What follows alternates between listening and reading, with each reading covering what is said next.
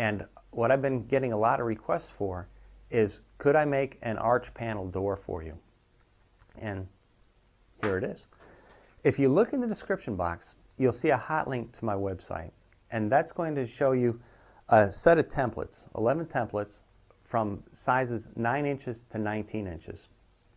And that doesn't include the sides or the styles of the door. And with that set of templates, you can make an arch door for your own home. Let me show you how it works. This is what the templates are going to look like when you print them out at your house. For example, this is a 10-inch template, and just hit print and then take your scissors and cut it out and trace it onto your board. Now, for a template that is larger, that's going to take more than one sheet, what we have here is this template is a 12-inch template, and you'll see these little bullseyes. Okay, just do this up against a window, let the light come through, and you line them up, and then tape them, cut them out, and you'll have a full-size template. No guessing involved. Let me show you how to make one of these. These are the power tools that we're going to be using. You're going to need a drill, a skill saw, or a hand saw. That'll work also. I prefer a skill saw myself. A scroll saw, and I use pocket joinery. And you can get this from Home Depot. It's about 40 bucks. And it's great for what we're going to do, but it's probably only good for 3/4 inch thick material. But it's going to work fine for what we're doing, and it's a good deal less than the cost of a Craig jig.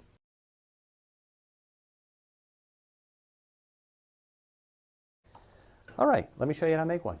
After you've measured the door that you're replacing, and you've figured the template that you're going to be using, take a 1x4 and mark the length of it, and we'll be cutting it. If you find that your door template needs to be a little bit larger, a little bit smaller, this mark right here is the center mark, and you can just add on a little bit on either side or subtract off a little bit on either side, and it'll still look good. Or go up to the next size or the next smaller size template. So there's some play in this also, is what I'm trying to say. All right, using a speed square and a circular saw, cut your board.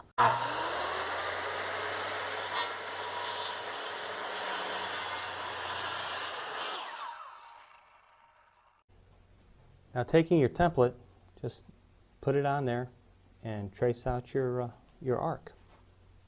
Very easy.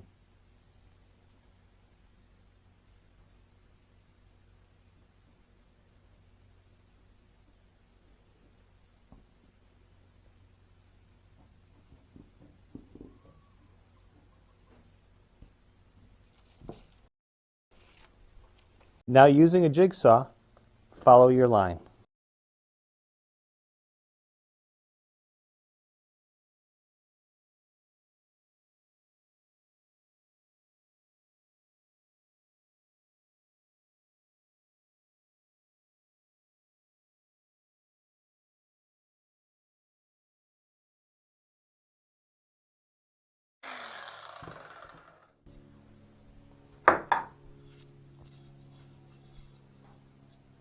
We'll clean that up with sandpaper, and that's the arch of your door. Now, using a 1x3, we're going to cut 2 stiles, 29 3/4 inches in length, and 1 rail, which is the bottom of the door, 10 inches. Okay.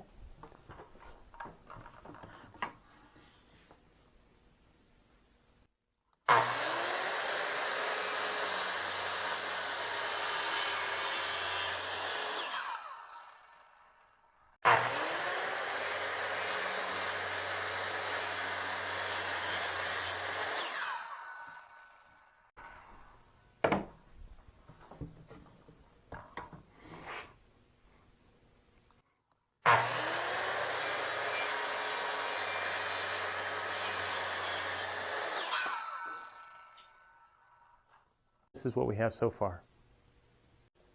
This easy pocket hole jig kit is real convenient. What it does is it'll take a board and drill a hole at an angle and it will allow you to use these pan screws to draw the joint tightly closed.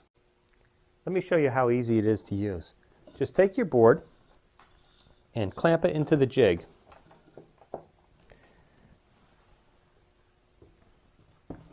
Take your special drill bit, which comes with it,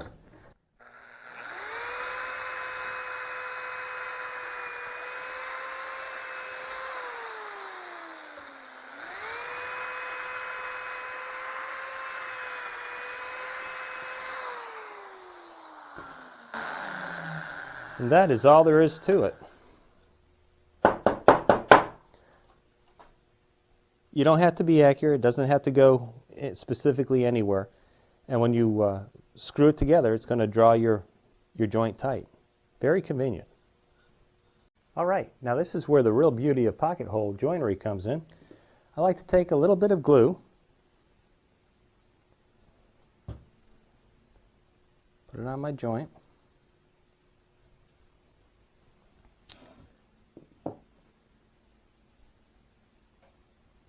Okay, take my clamp,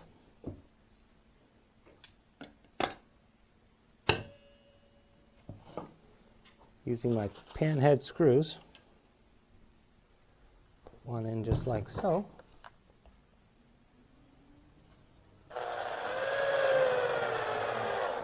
Look how tight that is.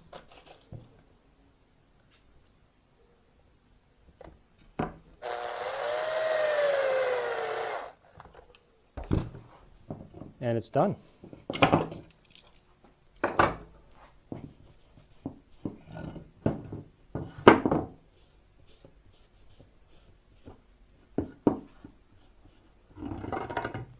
Look how nice that is.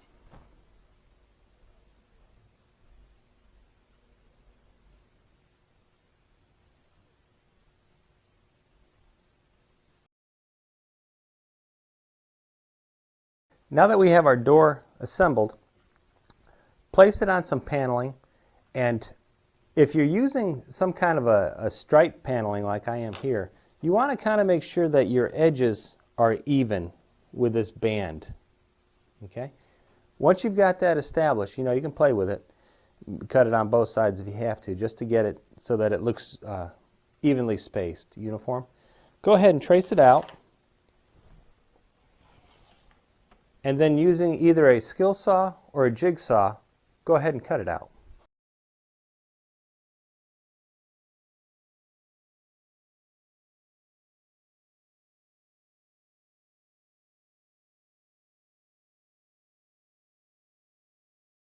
All right, now it's time to attach our back to the frame. And the way I'm going to do that is with glue and 5/8" brad nails. Simple enough.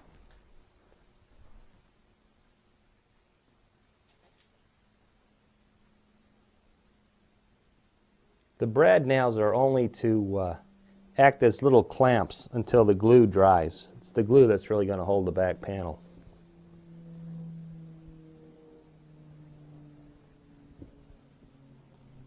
Then I just take a board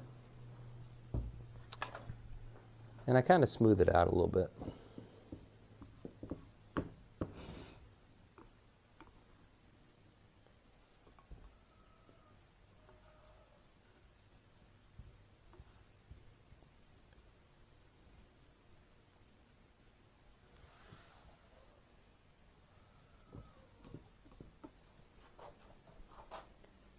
Before everything dries, I'm going to wipe it down with a wet cloth. It'll work great.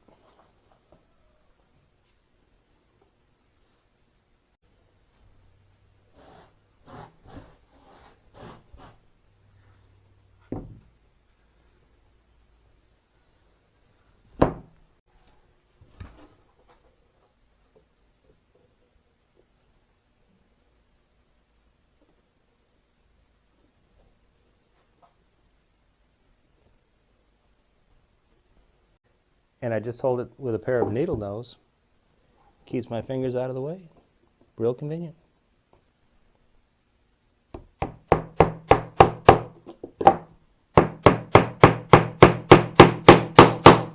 Look at that. No problem.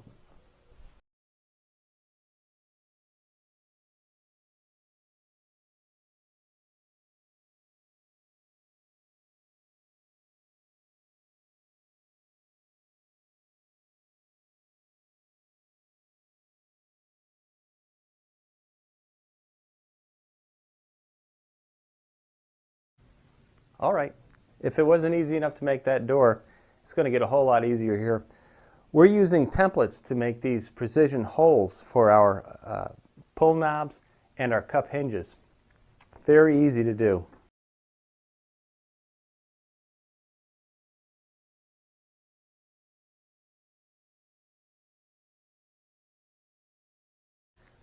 What I like to do is come up 3 inches from the bottom of my door and my top of my door, and using this alignment jig, there's a center mark on it. Okay, I just put it like that, right on the center mark, and use my pencil, and that's where I have to drill my holes. You can't get any easier than this.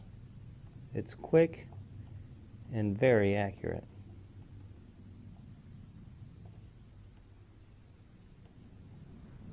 Okay. Next thing I'm going to do is using this Forstner bit that came with it. It goes in the center hole, and I only go down deep enough to cover the top of this bit.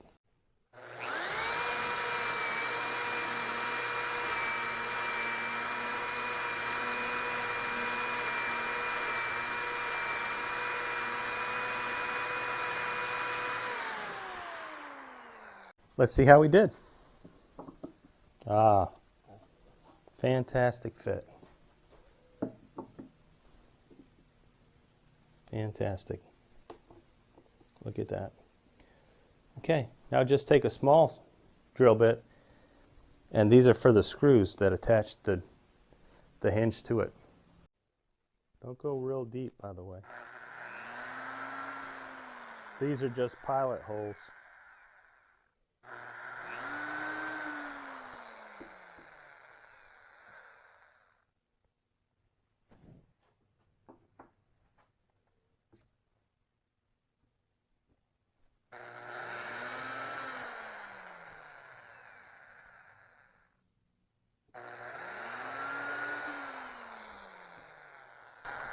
Your hinge side is taken care of. Now, unless I'm trying to match the height of all the other knobs on a door, if I'm just starting from scratch, like I made this door and I'm going to make a bunch for the whole kitchen, I like to use an alignment jig. It's super quick and it makes every hole exactly where it's supposed to be. And it has a bunch of different places that you can put your knobs, okay, and for the different types of knobs. Like I'm going to use a single pull, but you could have the one with a loop or the different types of knobs. And I like to just use the same one, so I marked it out with a little black marker. So I know that that's the hole that I use all the time.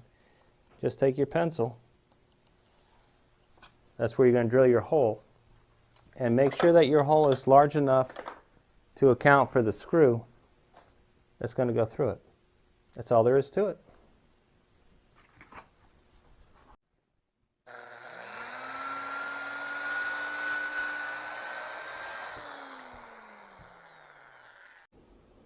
Well, here's our finished cabinet door. Really super fast to make, inexpensive.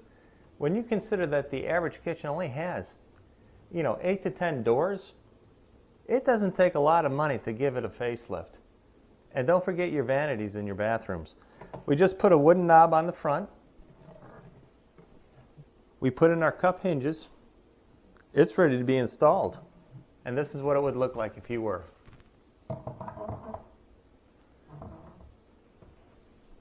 Go ahead and give it a try. I think you'll like this one. I'll catch you on the next one.